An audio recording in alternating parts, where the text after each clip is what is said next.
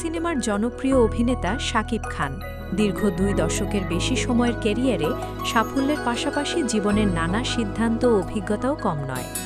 সম্প্রতি এক টেলিভিশন সাক্ষাৎকারে নিজের অতীতের কিছু ভুল নিয়ে আক্ষেপের কথা জানিয়েছেন এই অভিনেতা, আর তার সেই মন্তব্য ঘিরেই শুরু হয়েছে নানা আলোচনা। সাক্ষাৎকারে জীবনে কোনো ভুল করেছেন কিনা এমন প্রশ্নের জবাবে শাকিব খান বলেন, জীবনে অনেক ভুল করেছেন তিনি। পেছনে ফিরে তাকালে কখনো কখনো মনে হয় কিছু সিদ্ধান্ত না নিলেই হয়তো ভালো হতো। তার এমন মন্তব্যের পরই সামাজিক যোগাযোগ মাধ্যমে শুরু হয় নানা জল্পনা।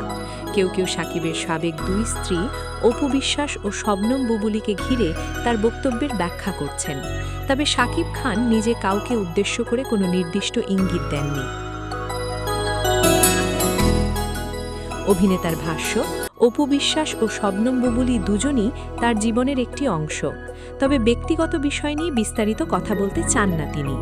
অতীত বদলে ফেলার সুযোগ থাকলেও সবকিছু পরিবর্তন করা সম্ভব নয় বলেও মন্তব্য করেন শাকিব। এদিকে তাকে ঘিরে ছড়িয়ে পড়া অতিরঞ্জিত খবর নিয়েও ক্ষোভ প্রকাশ করেন এই তারকা। তার দাবি, অনেক সময় কোনো ঘটনা ঘটার আগেই তাকে নিয়ে নানা ধরনের খবর ছড়িয়ে পড়ে। এমন ঘটনাতেও তার নাম জড়ানো হয় যার সঙ্গে বাস্তবে তার কোনো সম্পর্ক নেই।